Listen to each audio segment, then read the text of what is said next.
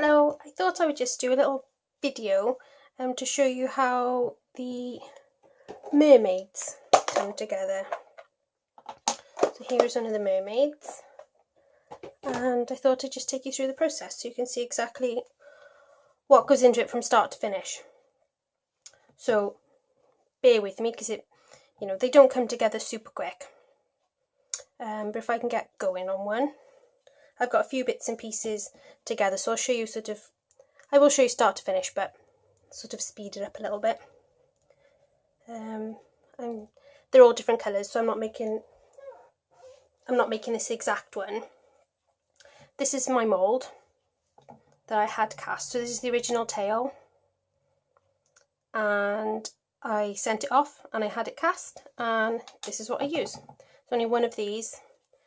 You can't buy them, so if you're thinking of making your mermaids, they won't have the same tails as mine. I'm just softening up some pink. I sort of roughly shape it into the tail and then push it into the mould.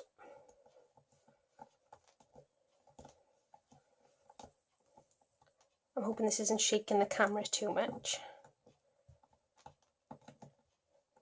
I pop it in and then I cut away the excess. Try not to trim my mould, which I've done a few times.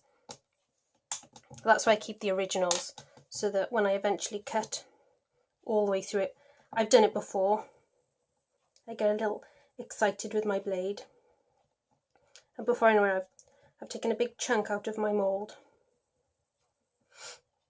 But it's no problem. I just pull it away from the edge, because it gives it a neater edge and it's easier to pop out. So I let that sit for a few minutes, and then when it pops out, it looks like this. And the mermaids, you can't see under this one because I've got quite a big glitter on it, but the mermaids have a scale pattern on them, and I do that with the end of a straw. It's all very exciting. So what I'll do the body. Yeah, I'll attach the body. Get some flesh colour clay, and we'll get a little body made before I start adding any patterns, so when I turn it over it doesn't get all squished. I'm going quite quick, so hopefully she comes out okay.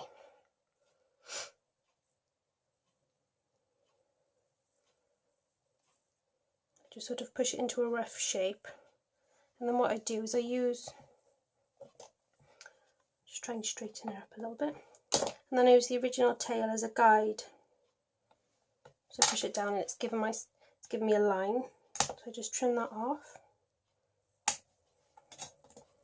I get the first of 2 pins and I pop it in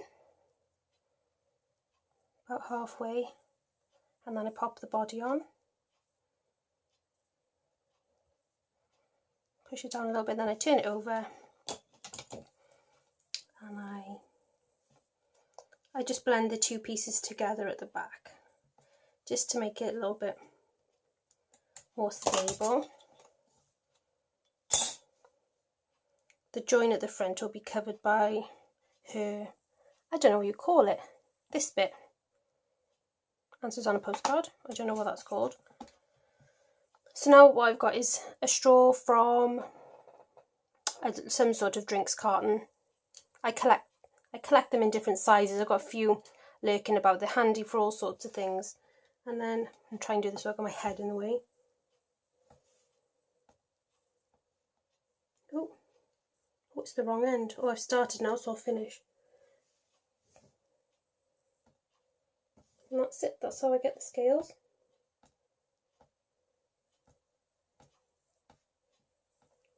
The scales are cool, but they do get covered in glitter.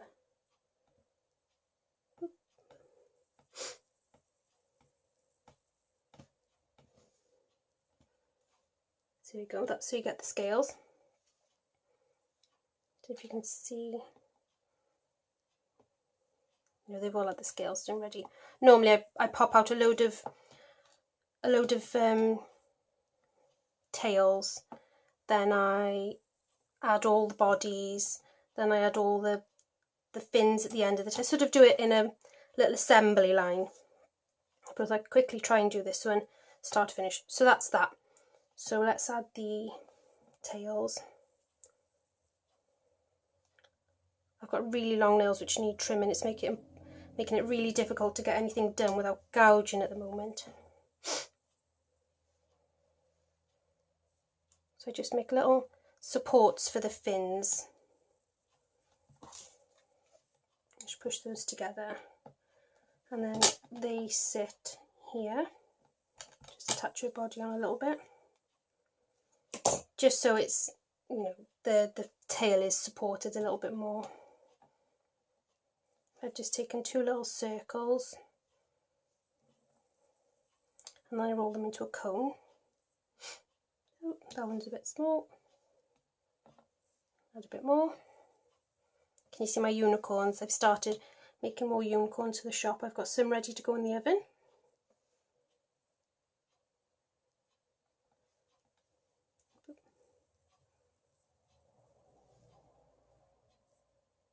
My nails are making everything harder.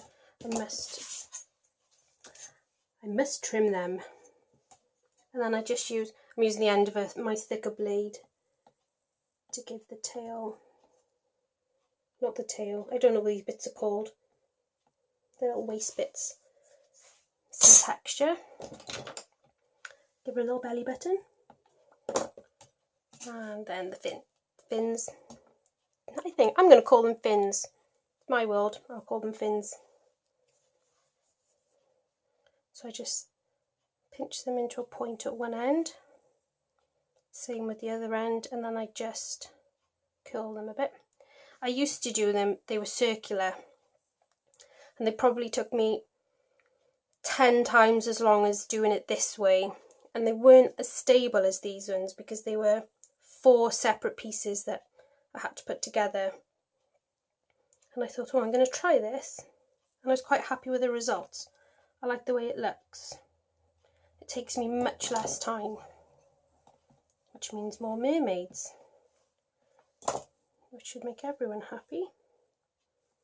I just add those on, a little bit of texture. This is a tool I had for paper crafting. As you can see, it's had quite a bit of use. I think it was by X-Cut. Yeah, maybe X-Cut. I've had it forever. A lot of things I tend to carry over from one craft to the other. It's awkward doing this from the angle that I'm at. I'm hoping my head isn't in the shot too much.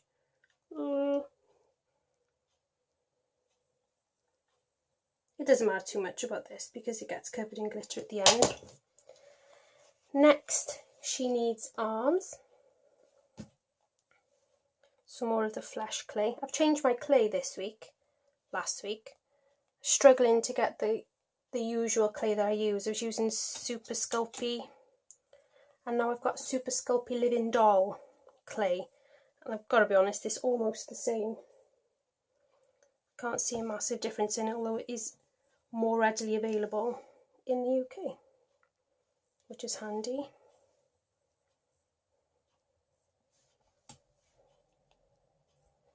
I'm just smushing it all together, softening it up a little bit. I don't like the Fimo Flash colours. I find it really pink. I think nobody's actually pink, are they? It's a very funny colour, whereas I like this one. You know, when it's baked, it does look a bit fleshy.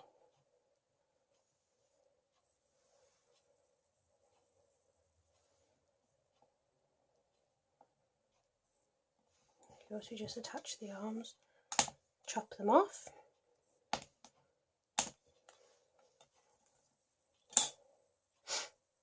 I just squish them on a bit, and then I blend them just at the shoulders, just to try and make it, you know, a complete piece instead of multiple pieces attached together, which is what it is. It's like a clay puzzle, but you don't want the pieces coming apart when it gets to you. Next part now is the head. I have to do it in a certain order so that the next part doesn't undo the previous work, so I don't squish anything or I don't, you know, ruin my work. I know a lot of people par bake their things as they go along. I can't be messing with that. Not for the flat backs. I've done it before for the you know, the bigger dolls. So there's her head. I think she needs a bit more clay. She's a bit of a flathead.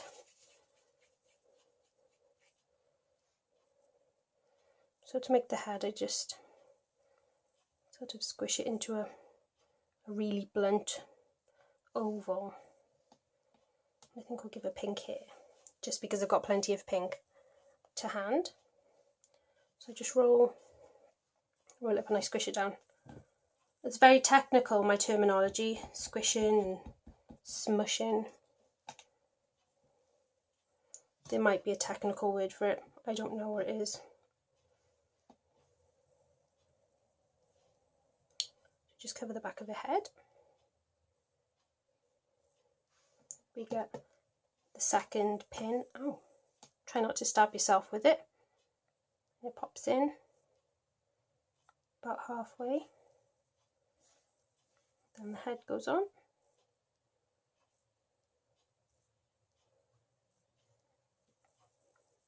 And there we go. So what I do next is, because I'm paranoid about them falling apart, is I give her a little back piece.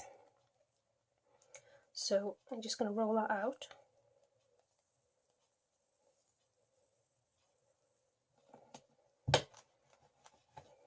Clear rolling pins. Now, I thought it was a really good idea to have a clear rolling pin, but when you put it down, especially, you know, if I work at night and we're downstairs and we're watching a bit of telly and I'm working at the same time, I'm forever looking for my rolling pin. Where is it? It needs like a key finder attached to it, so when I whistle it makes a noise, because I'm forever looking for my stupid rolling pin. I had a white one, but it kept picking up all the colours of the clay and you could never fully clean it. So I like the clear acrylic ones because there's no cracks in them or teeny little spaces for them to pick up clay. So there we go, I've just attached that to the back. It doesn't look like much, but it does add a little bit of stability to her. Then we need eyes. Now change my beads, because I was finding so much of my time was spent trying to match up seed beads. Well, they weren't seed beads, but they were along the same sort of line, but they weren't uniform. And some of my dolls looked like they were winking. Some of them looked like they were, I don't know, they just looked a little bit odd because I was spending so much time trying to match up the beads and it wasn't always effective. So I've changed my beads. These ones are all the same and I like them. Very pleased. We'll give her a bikini next. Another bikini is just little bits of clay rolled into a circle and pinched.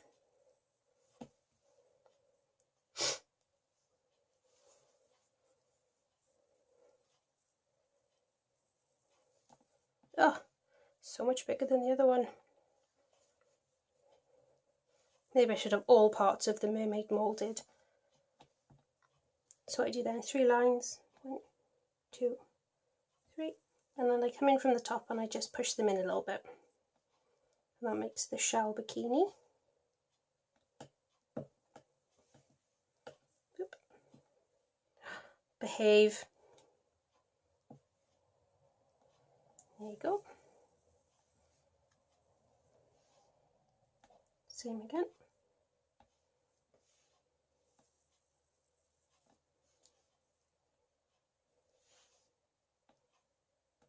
I used to make my mermaids without the use of a mould for the tail, and what I found is there were huge variations in size from one to the next, because it's almost impossible to get these things the same size. And I felt that one person paying for a mermaid would be getting a smaller one to the next person, and I thought, well, that's not fair. Not that anyone's comparing and no one ever complained, but for me it niggled at me.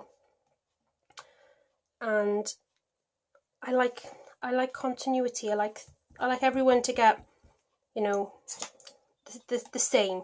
If you're all paying the same price for an item, I feel like you should have a certain level of quality. So that's why I had the tail cast. I'm just going to give this one a fringe. It makes it a lot easier as well. The amount of times I'd roll out a tail and I'd be like, nope, this one's too big or this one's too small, and I'd have to start again. So I saved myself time. And money, I suppose, because, you know, if you're making a bigger doll, if it winds up a little bit bigger, but you've only charged the price of a regular small one, I'm losing out. Right, just doing it here now, just rolling it around into a little bit of a sausage. A bit thicker in the middle and tapered off towards the ends.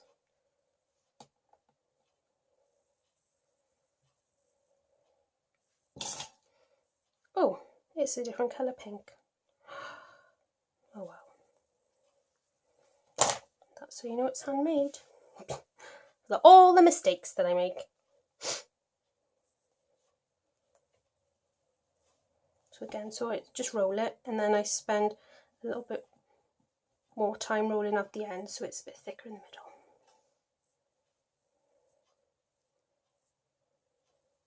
I just twist it round.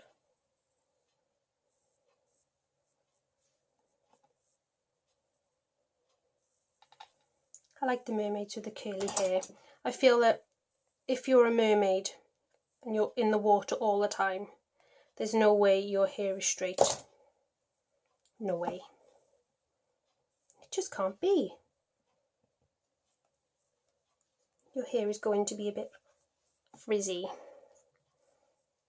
I'm going to give it, ooh, not with that one because it's too soft. That's the same. Oh well, I'll give her a purple one. I was going to give her a different colour curl, just to make it a little bit more exciting.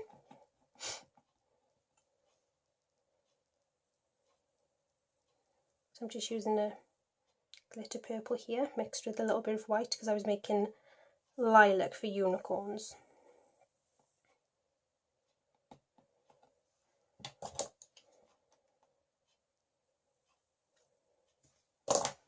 This is one of my favourite tools, and it comes in the basic Fimo kit, like, you know, that you buy as a beginner, and it's carried me all the way through. Just because I've used a different pink, I'm just mixing it up, and it's one of my favourite tools. I love it. I use it constantly. I've bought other tools in and it's still my favourite. Just give this one a little bit of curl on this side, then we'll add a bow and she's ready for the oven.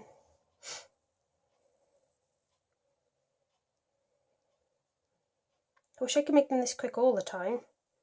That would be ideal. Maybe the key is talking. Maybe I work better when I'm talking. And then we'll give her a bow. This, ooh, fluffy bow.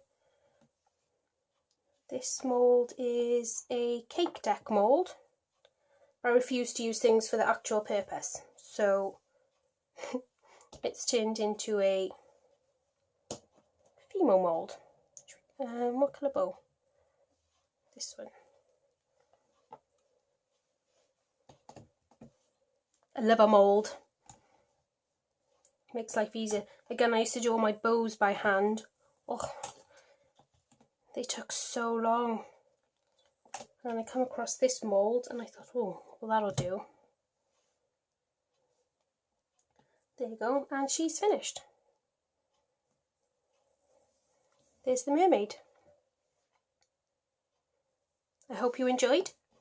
Any questions? Just let me know. Bye.